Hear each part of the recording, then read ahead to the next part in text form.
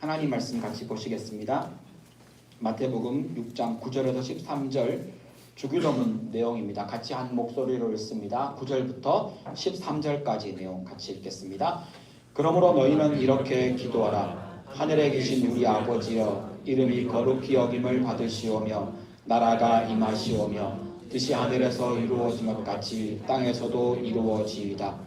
오늘 우리에게 일용할 양식을 주시옵고 우리가 우리에게 죄 지은 자를 사하여 준 것 같이 우리 죄를 사하여 주시옵고 우리를 시험에 들게 하지 마시옵고 다만 악에서 구하시옵소서.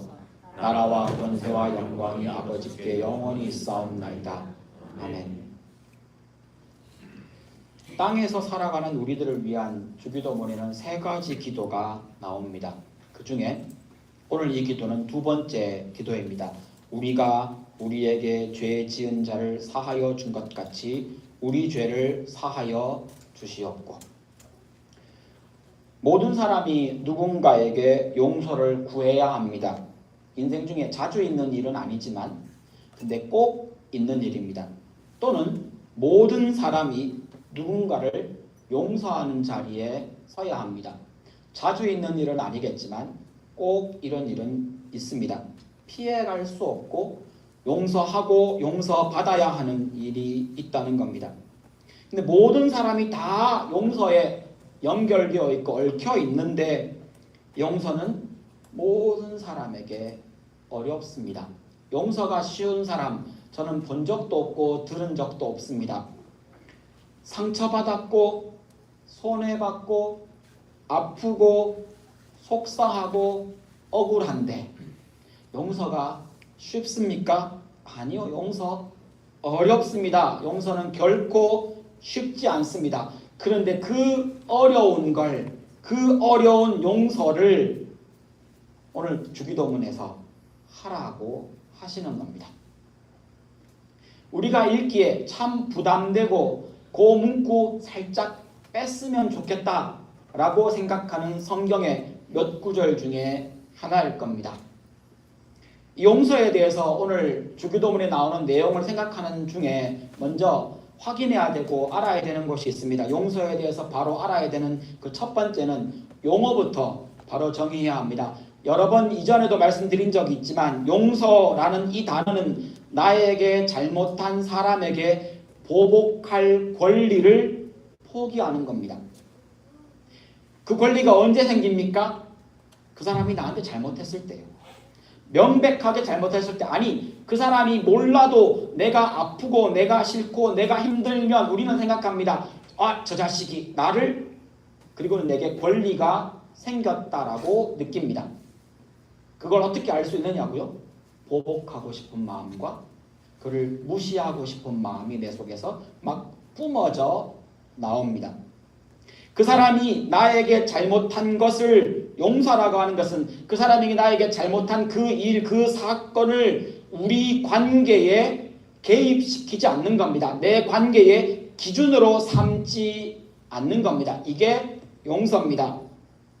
용서는 그러므로 잘못한 쪽의 태도와 상관없이 잘못한 사람은 용서와 상관이 없습니다. 사실은 용서는 피해자가 선택하는 겁니다. 용서는 선택입니다. 용서는 피해자가 하는 겁니다. 용서하면 그 상처의 사건이 일어나기 전으로 돌아가 관계를 회복하는 것이 아닙니다. 여기에서 용어를 조금 정리하셔야 됩니다. 용서와 화해는 다릅니다. 이전 관계, 그 사건, 그 일이 일어나기 전으로 돌아가 그 일이 없었던 것처럼 지내는 것은 화해고요. 그 일이 일어났습니다. 여전히 내게 아픕니다. 상처가 됩니다. 하지만 그 문제를 내가 보복하지 않겠다 라고 하는 것까지가 용서입니다. 용서는 그 사건을 문제 삼지 않고 그 잘못의 책임을 더 이상 묻지 않는 겁니다. 보복하지 않겠다라고 말하니까 그 나쁜 놈이 잘못했는 걸 어떡합니까? 나쁜 놈을 그대로 두자는 말입니까? 아니요. 그 부분을 하나님께 맡긴다는 겁니다. 하나님, 그 인간에게 갚아주십시오. 이 얘기가 가장 잘 나타나는 내용의 성경이 시편에 가득합니다. 여러분 읽으시면서 느끼셨겠지만 와, 성경이 참 험악하다.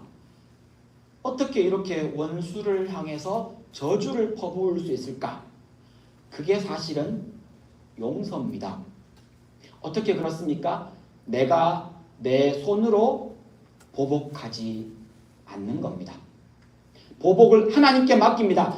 시편에 특별히 다윗의 이야기를 보면 이런 구절들이 즐비하게 많습니다. 하나님, 그 나쁜 놈의 허리를 꺾어주시고, 생각만 해도 끔찍하지 않습니까? 성경에 나옵니다. 다윗이 그렇게 말합니다. 하나님, 그 인간의 후손들이 저주받게 하시고. 어떻게 그럴 수 있습니까? 사랑이라고 말하는 성경에서, 교회에서 그럴 수 있습니까? 아니요. 내 손으로 그를 죽일 수 있고, 내 손으로 그에게 그의 생명을 앗을 수 있고, 그를 상처를 줄 수 있지만 그걸 하지 않겠다는 겁니다. 그리고 내려놓고, 보복할 수 있는 권리를 내려놓고 하나님께 맡깁니다. 하나님의 심판에 그 보복을 맡긴다는 겁니다. 그렇게 말하니까 그럼 할 수 있겠네 라고 생각하십니까? 아니요. 이것도 진짜 어렵습니다. 우리의 성정은 그렇게 고매하지 않습니다.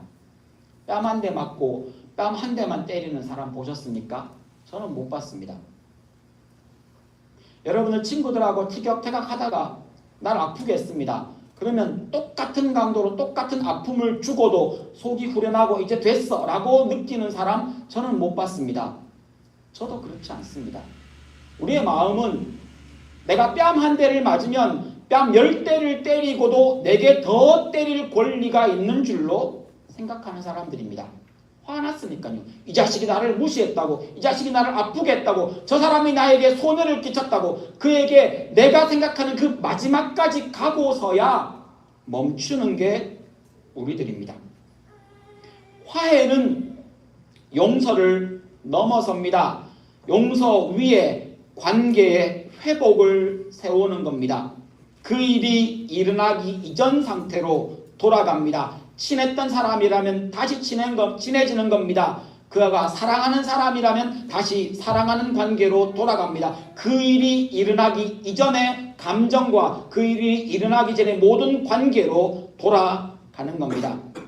이런 의미에서 용서는 일방적으로 선택이 가능합니다. 그 사람이 내게 어떤 마음을 가지든 피해자인 내가 선택하고 그 보복하는 권리를 내려놓는 순간 용서가 되지만, 화해는 나 혼자 한다고 되는 게 아닙니다. 가해자도 와서 사과하고 미안하다고 말하고 그것에 대해서 쌍방이 이야기하고 합의하고 마음을 충분히 나눈 다음에 그리고 이전 관계로 돌아갑니다. 대가를 지불해야 한다면 거기에는 아픔과 혹은 자존심 상함도 감수해야 합니다. 그래서 화해는 사실 이게 우리의 수준의 이야기가 아닙니다. 진짜 어렵습니다. 로마서 5장 1절에 하나님이 원수된 우리를 예수 그리스도의 십자가 공로로 막힌 담을 허시고 천지를 창조하실 때 그 관계로 돌아간 것, 저기 마지막에 하나님과 더불어 평화를 누린다. 이게 화해입니다. 하나님이 우리에게 이루신 건 화해입니다. 단순히 용서가 아닙니다. 하나님이 하실 수 있는 것이었습니다. 우리에게도 물론 용서 너머로 가라고 말씀하시지만 사실은 우리에게 명령하시는 것은 화해가 아니라 용서입니다. 성경에는 용서에 대해서 명령하십니다. 용서하라. 근데 화해에 대해서는 명령이라기보다는 오히려 열매에 더 가깝습니다. 이건 시간도 걸리고 이건 진짜 많은 것을 감수해야만 합니다. 여러분, 화해까지 나가는 것이 목표이겠지만 더 좋겠지만, 그러나 오늘 기도문에서 예수님이 우리에게 가르치는 것은 용서하라는 겁니다. 예수님의 용서에 대해서 또 기억해야 되는 한 가지 메시지는 마태복음 18장에 예수님이 용서에 대한 비유를 하신 장면에서 확인할 수 있습니다. 마태복음 18장 21절에 베드로가 와서 묻습니다. 예수님, 한 형제가 혹은 한 신도가 한 자매가 내가 잘 아는 어떤 사람이 나한테 와서 죄를 지은 다음에 몇 번이나 그 사람이 나한테 와서 그 일이 없었던 것처럼 혹은 그 일에 대해서 사과를 한다든지 이렇게 다가오면 몇 번 용서해 줘야 합니까? 여러분 잘 아시는 성경 비유입니다. 그때 예수님이 22절에 대답하십니다. 충격적입니다. 7번 잘못한 것을 70번 반복해도 용서해 주라는 겁니다.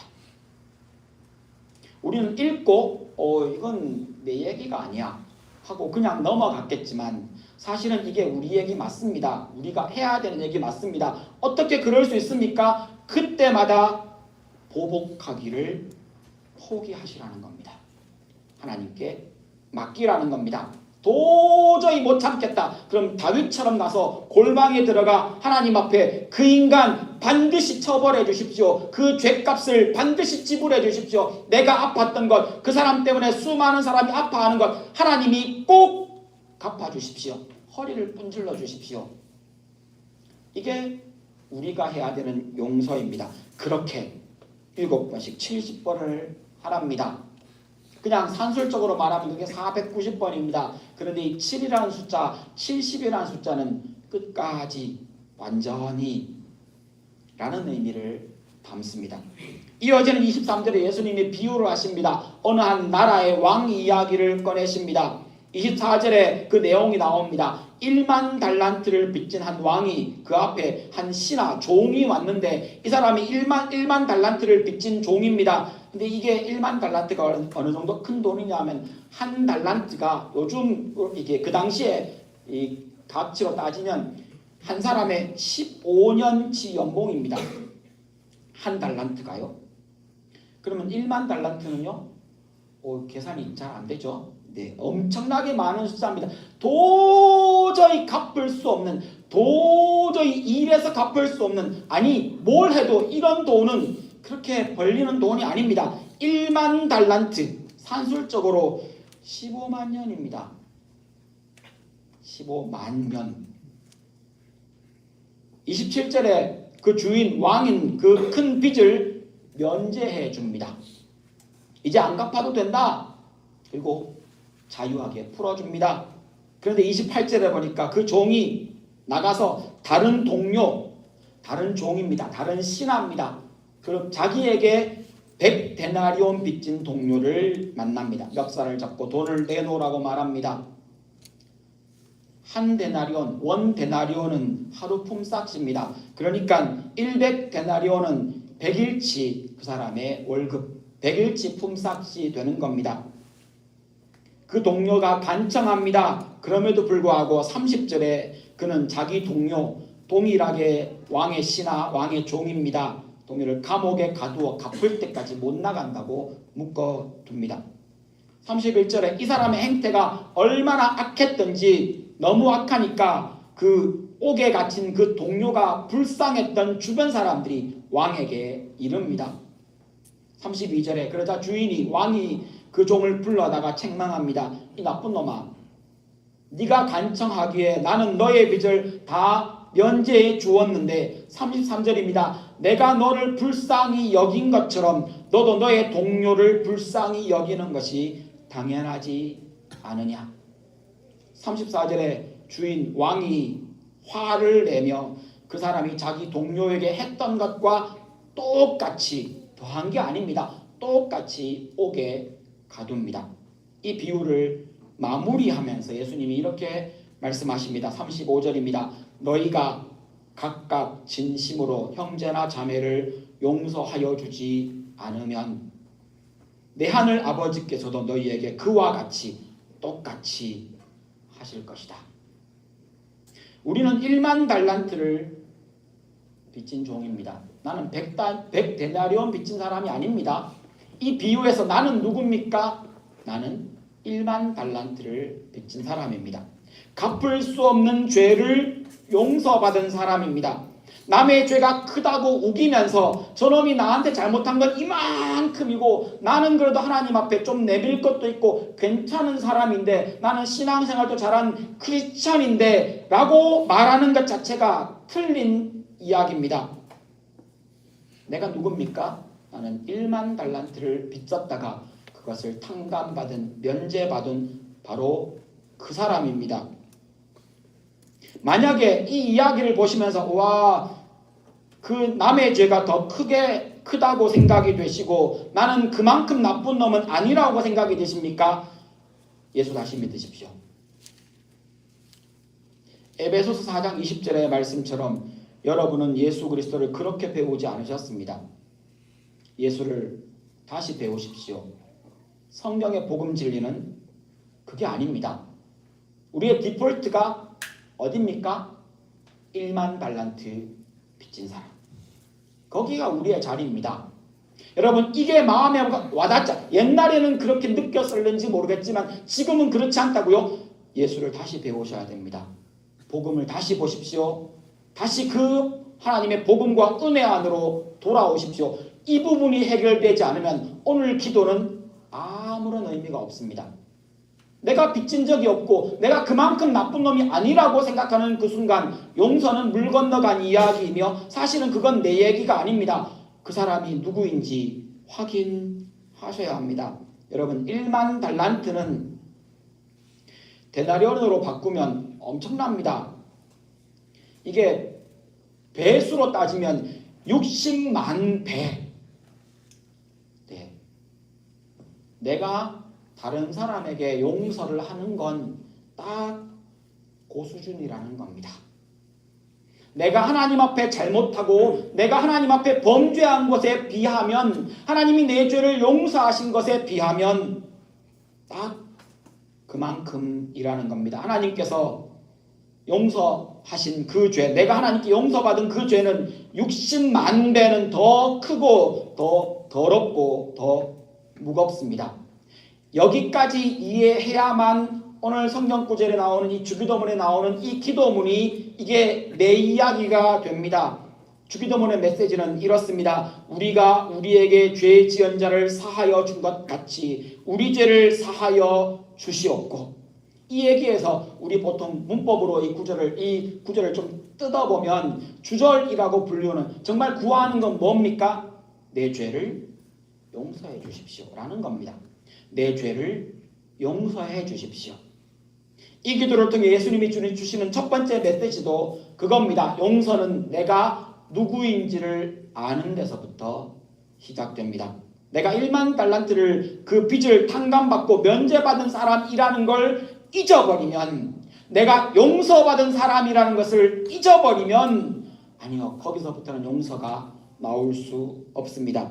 나는 바로 그 1만 달란트를 용서받은, 1만 달란트를 면제받은 바로 그 사람입니다. 내가 바로 갚을 수 없는 빚을 진 바로 그 사람입니다. 내가 누구인지를 잊지 마십시오. 내가 누구인지를 기억해내십시오.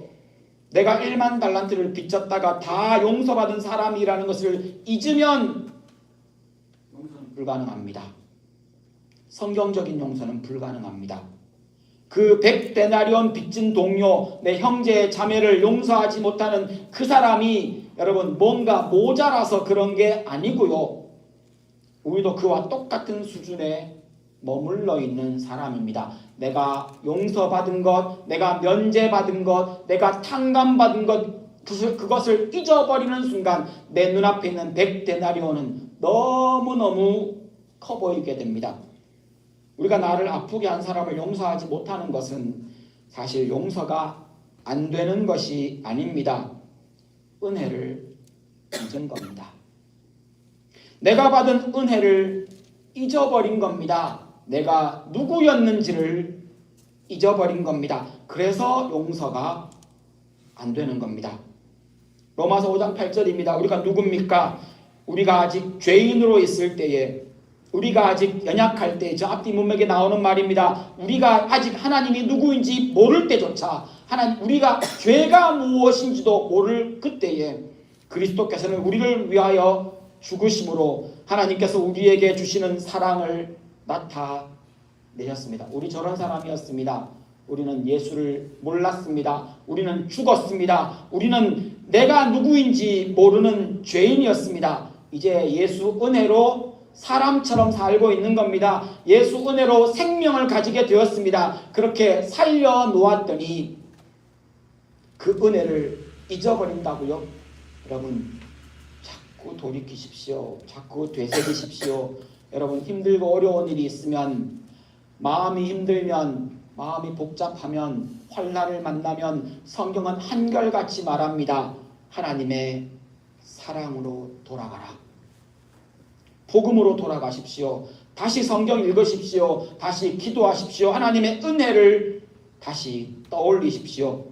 에베소서 4장 32절에 이 기도의 내용을 이렇게 표현합니다. 서로 친절히 하며 불쌍히 여기며 하나님께서 그리스도 안에서 여러분을 용서하신 것 같이 서로 용서하십시오.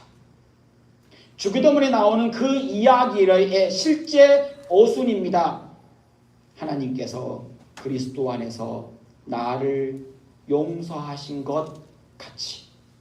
하나님께서 내 죄를 용서하신 것을 경험하고 그 은혜를 알고 그 용서의 은혜를 알고 난 다음에야 내가 다른 사람의 죄를 용서할 수 있습니다. 내가 누군지 알기에, 내가 빚을 얼마나 탕감받았는지를 알기에 용서하게 됩니다. 그래서 에베소서에서 말하는 겁니다.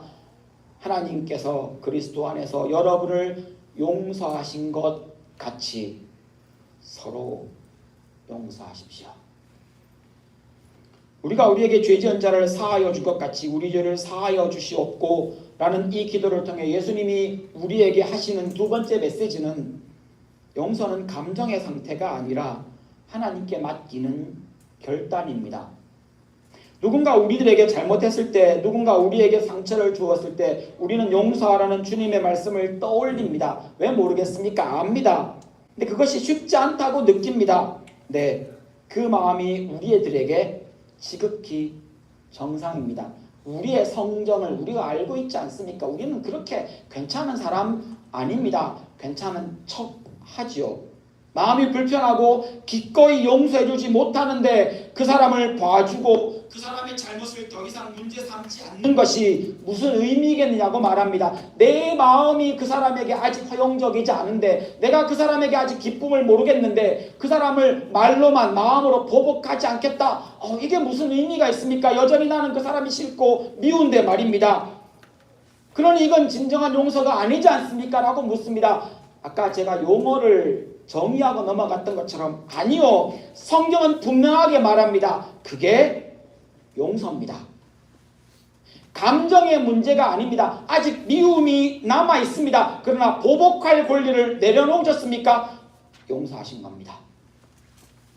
여러분, 내 감정을 자꾸 따라가지 마십시오. 내 감정은 하루에도 몇 번씩 바뀌는, 이건 기준 삼을 수 있는 게 아닙니다. 우리의 구원이 내게 기쁨이 있으면 구원이고 내게 기쁨이 없으면 난 구원 안 받은 사람입니까? 여러분, 구원에 대한 이야기를 할 때마다 들으셨던 얘기지 않습니까? 예수 믿고 난 다음에 그 다음에 기쁨이 찾아오는 것이지 내 기쁨으로 나의 구원과 믿음을 확증할 수 없습니다. 어떤 사람은 예수 믿고 막 뛸듯이 기쁘지만 어떤 사람은 예수 믿고 그냥 맹숭맹숭합니다.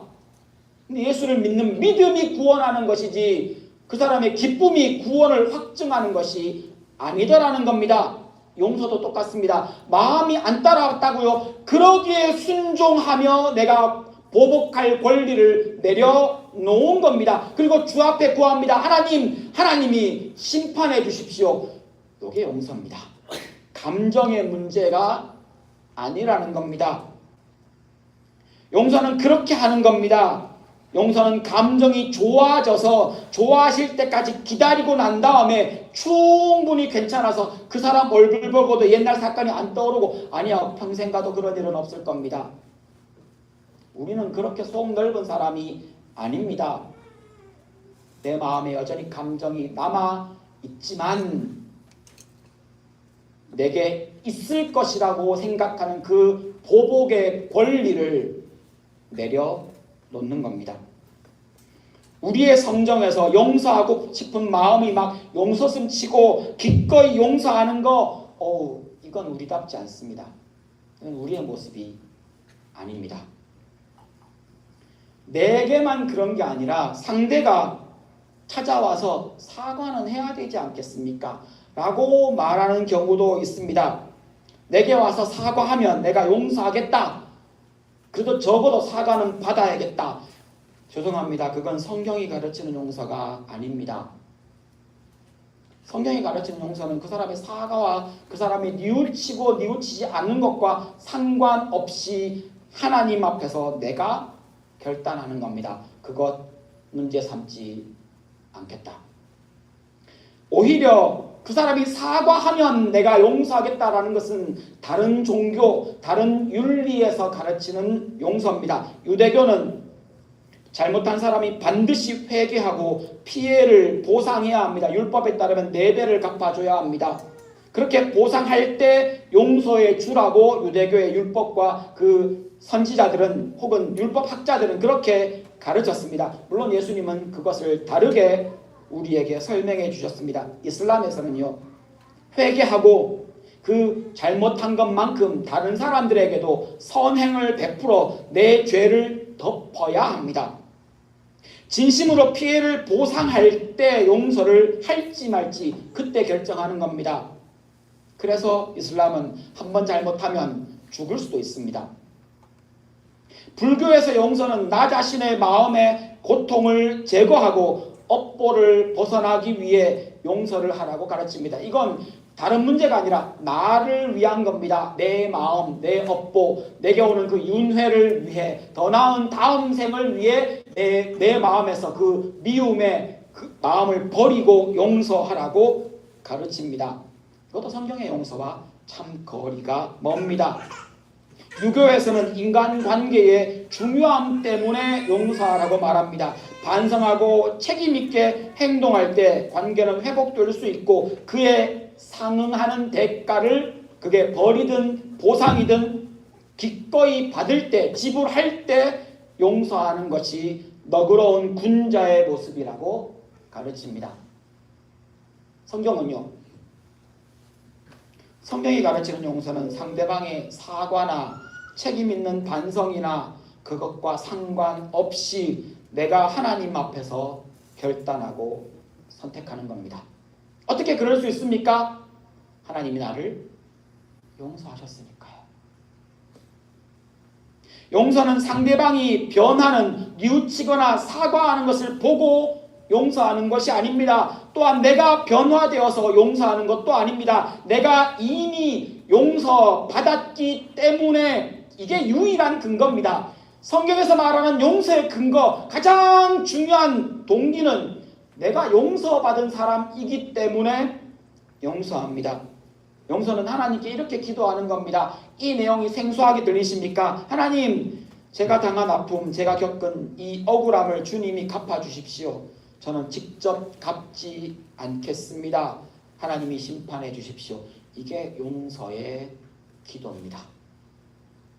이 기도를 가만히 내용을 뜯어보십시오. 이 기도를 다른 말로 바꾸면요, 우리가 우리에게 죄 지은 자를 사하여 주겠습니다. 죄값을 내가 받아내지 않겠습니다. 이게 주기도문에서 말하는 우리가 우리에게 죄 지은 자를 사하여 주는 모습입니다. 말씀을 마무리합니다. 주님이 가르치신 이 용서는 기도문에서 나와 있는 것처럼 내가 아닙니다.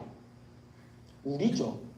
용서는 내가 하는 건데 왜 갑자기 우리가 나옵니까? 한번 보십시오. 우리가 우리에게 죄 지은 자를, 왜 그놈은 나한테 잘못했는데 그 사람은 다른 사람한테 잘못했는데 왜 우리가 우리에게 지은 죄라고 표현하며 왜 우리가 용서해야 하며 우리 죄를 사해달라고 말합니까? 사실은 용서가 없으면 우리가 될 수 없습니다. 용서가 있으면 우리가 되고요, 용서가 없으면 우리가 안 됩니다. 우리가 우리인 이유는 용서할 수 있기 때문입니다. 신앙 공동체가 우리가 되는 시금석이 용서라는 겁니다. 부부가 서로 용서할 수 있을 때 부부입니다. 용서 안 되면요? 그럼 부부 아닙니다. 결혼 관계는 유지할지 모르겠지만 부부 아닙니다. 공동체도 똑같습니다. 공동체 안에서 혹 누가 실수하고 잘못할 수 있잖아요. 그 사람도 그럴 수 있지만 나도 그럴 수 있습니다. 서로 용서할 수 없으면 우리가 될 수 없습니다. 그러므로 용서는 공동체, 우리의 시금석입니다. 용서는 우리 안에서 이루어져야 합니다. 교회가 교회다운지 아닌지를 확인하는 가장 분명한 지표는 용서입니다. 우리 교회는 그런 일이 제가 알기로 없었습니다. 제가 듣기로도 없었습니다. 교회가 2개로 쪼개지고 3개로 갈라지고 이민교회에서 여러분들의 부모님들이 다니시는 교회에서 혹은 여러분의 친구들이 다니는 교회에서 미국에서 혹은 한국에서도 흔하게 있는 일입니다. 교회 안에 서로 마음이 맞지 않습니다. 서로 싸웁니다. 욕하기 시작합니다. 서로를 미워합니다. 서로에게 상처를 줍니다. 용서하지 않습니다. 서로 싸울 수 있습니다. 사람이 어떻게 안 싸우고 삽니까? 부부도 싸우는데요. 자식하고도 싸우는데요.